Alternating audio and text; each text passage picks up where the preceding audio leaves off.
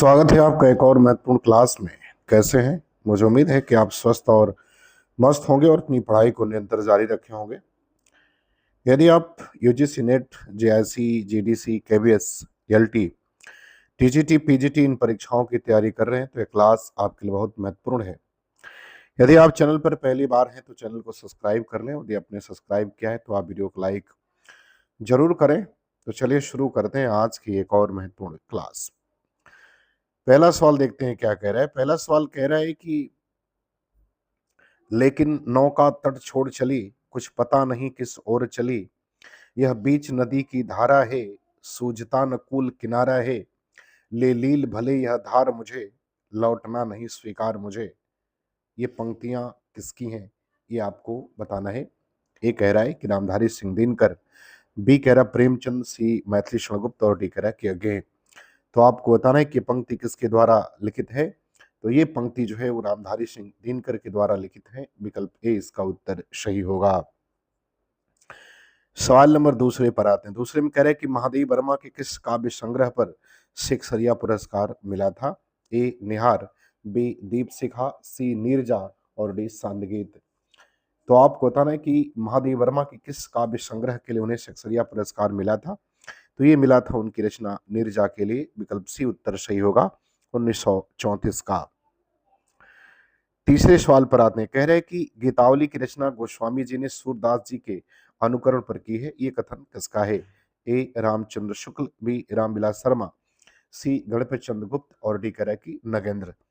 तो आपको ये बताना है कि ये कथन जो है वो किसका है। तो ये कथन आचार्य रामचंद्र शुक्ल का है। विकल्प ए उत्तर इसका सही होगा। चौथे प्रश्न पर आते हैं। करल त्रिलोक शब्द में कौन सा समास है। ए अव्ययी भाव, बी कर्मधारय, सी बहुब्रीहि और डी कह रहा है कि द्विगु समास। तो त्रिलोक में आपको समास की पहचान करनी है। तो त्रिलोक में जो समास बनेगा वो द्विगु बनेगा। विकल्प डी इसका उत्तर सही होगा। पांचवें सवाल पर आते हैं। सवाल पांचवा कह रहा है कि शैवालों की हरी दरी पर बीच में रिक्त स्थान है, छिड़ते देखा। रिक्त स्थान के लिए सही शब्द का चयन करना है। एक रवारी कणों को, बी कह रहा है हृदय तंत्र को, सी कह रहा है कि प्रलय कलह को और डी कह रहा है कि हंसों को। तो पांचवें प्रश्न में आपको ये बताना है कि ये सही जो है इसमें क्या होगा। तो शैवालों की हरी दरी पर प्रलय कलह छिड़ते देखा। विकल्प सी उत्तर इसका क्या होगा वो सही हो जाएगा। ये पंक्ति सुमित्रा नंदन पंत के द्वारा लिखित है। कविता का नाम है बादलों को घिरते देखा। छठवें प्रश्न पर आते हैं। कह रहा है कि निराला रचित काव्य संग्रह कौन सा है। ए करुड़ालय, बी बाणी, सी अर्चना और डी युगपथ। तो आपको बताना है कि निराला के द्वारा रचित इसमें से कौन सा है। तो वो निराला के द्वारा रचित अर्चना है। विकल्प सी इसमें सही होगा।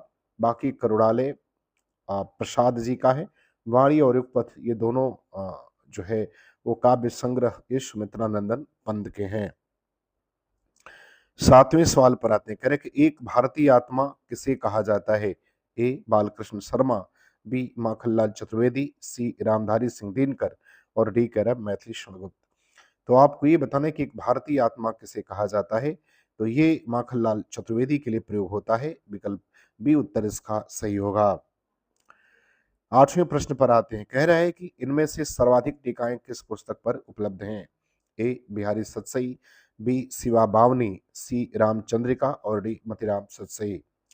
तो आपको ये बताना है कि इनमें से किस पुस्तक पर जो है सर्वाधिक टीकाएं जो है उपलब्ध हैं। तो वो बिहारी सतसई पर जो है वो सर्वाधिक टीकाएं उपलब्ध हैं। विकल्प ए इसका उत्तर सही होगा। नवे प्रश्न पर आते हैं। कह रहे कि दुखी जीवन की कथा रही किस कविता की पंक्ति है। ये आपको बताना है। ए कह रहे आंसू, बी जीवन विरह का जलजात, सी सरोज स्मृति और डी मैं नीर भरी दुख की बदली। तो आपको ये बताना है कि ये पंक्ति जो है किस कविता से ली गई है। तो ये ली गई है सरोज स्मृति से। विकल्प सी इसका उत्तर सही होगा। और ये पंक्ति जो है वो सूर्यकांत त्रिपाठी निराला के द्वारा लिखी गई है, जो उनकी पुत्री सरोज की असमय मृत्यु के बाद जो है उन्होंने लिखी थी।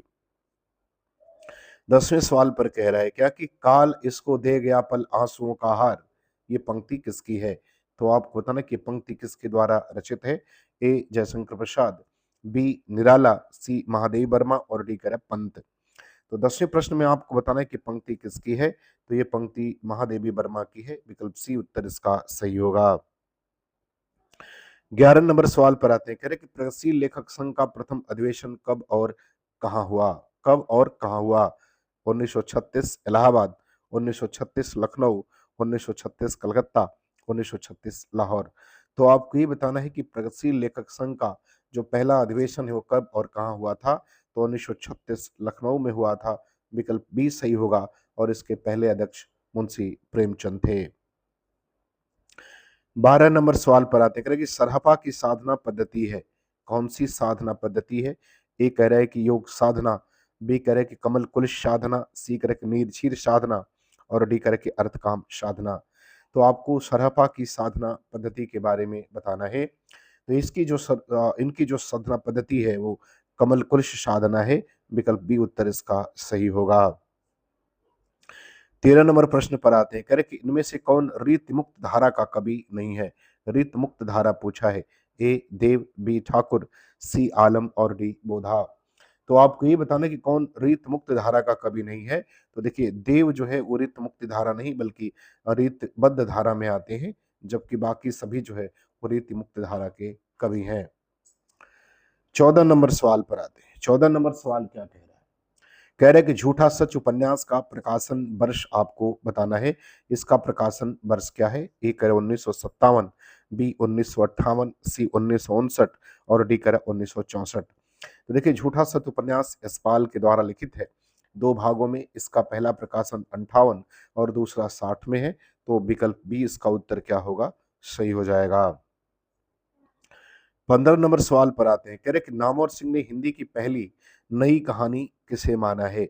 ए उसने कहा था, बी परिंदे, सी चीप की दावत और डी कह रहा है वापसी। तो 15 नंबर प्रश्न में आपको बताना है कि नामवर सिंह ने हिंदी की पहली नई कहानी किसे माना? तो उन्होंने निर्मल बन्ना की कहानी परिंदे को माना है, विकल्प बी उत्तर इसका सही हो जाएगा।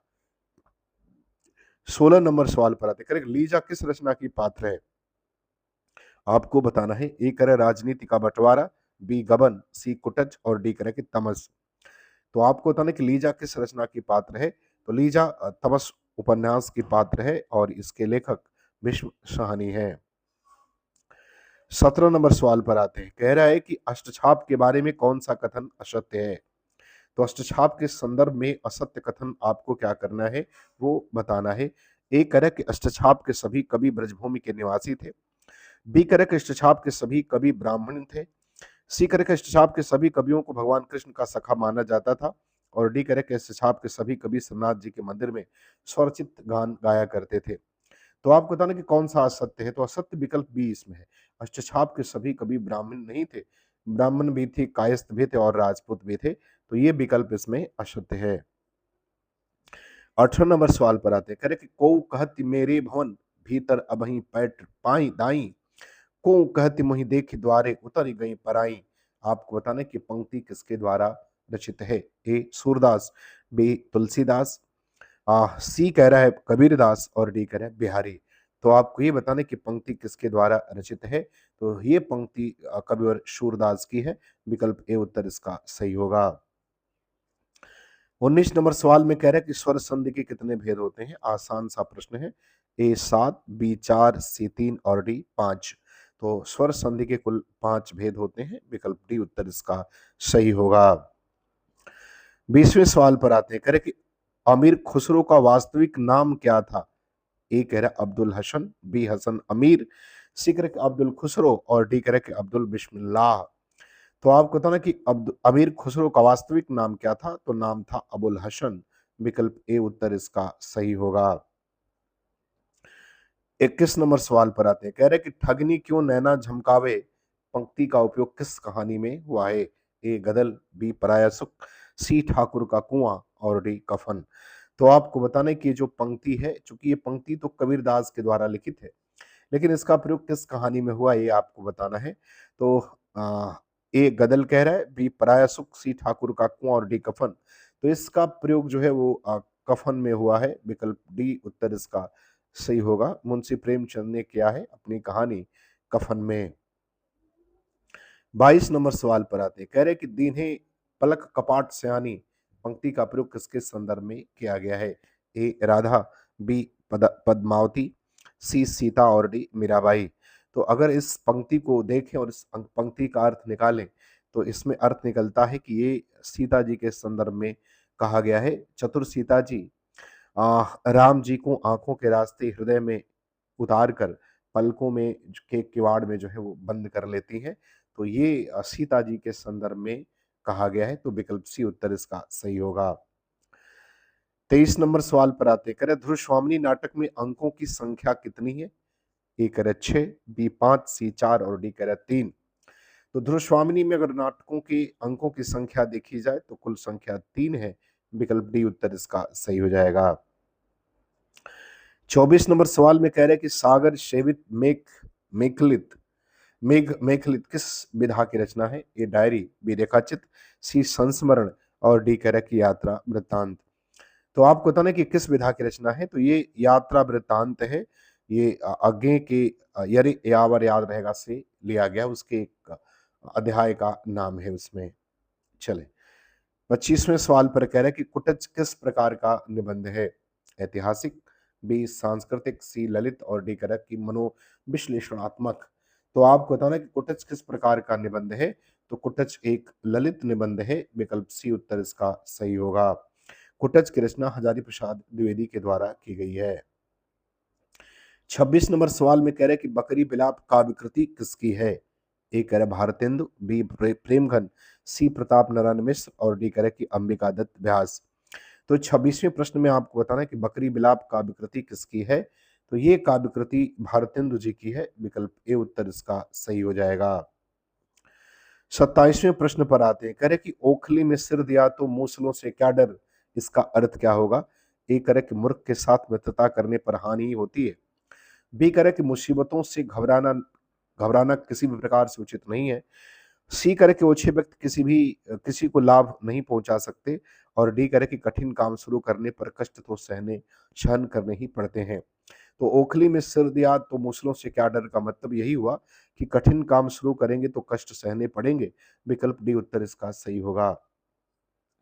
28 नंबर सवाल पर आते हैं। कह रहे कि अष्टपदी जो ग्रंथ के रचयिता कौन है? ए कह रहे हरिदास निरंजनी, बी जम्भनाथ, सी रामचरण दास और डी कह रहे कि सूरदास। तो अष्टपदी जो ग्रंथ जो है वो हरिदास निरंजनी की रचना है। विकल्प ए उत्तर इसका सही हो जाएगा। 29 नंबर सवाल पर आते हैं। कह रहे हैं कि उषा सुनहरे तीर बरसाती जय लक्ष्मी से उदित हुई, इसमें कौन सा अलंकार है? ए उपमा अलंकार, बी मानवीकरण अलंकार, सी अतिशोक्ति अलंकार और डी कह रहे कि विशेषोक्ति अलंकार। तो आपको ये बताना कि इसमें कौन सा अलंकार है, तो इसमें मानवीकरण अलंकार का प्रयोग किया गया है। विकल्प बी उत्तर इसका सही हो जाएगा। 30वें प्रश्न पर आते हैं। 30वां प्रश्न कह रहे हैं कि जहां कहीं भी रस का अभिनिवेश है वहां औचित्य का पालन करना अनिवार्य है। ये कथन किसका है? ए आनंदवर्धन, बी भामा, सी रूप गोस्वामी और डी कह रहा है कि धनंजय। तो आपको बताना है कि कथन किसके द्वारा कहा गया है, तो ये कथन आनंदवर्धन का है। विकल्प अपना कौन सा सही हो जाएगा? अपना विकल्प जो है वो ए इसमें सही होगा।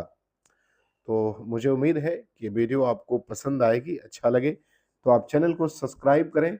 पूरा वीडियो देखने के लिए आपका बहुत बहुत धन्यवाद।